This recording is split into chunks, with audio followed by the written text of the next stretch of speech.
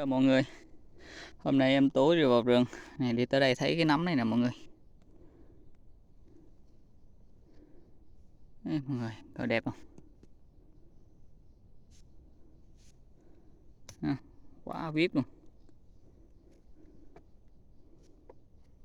Nhìn nấm nó như cái thằng gỗ mà nè, như cái dòng của cái cây gỗ vậy.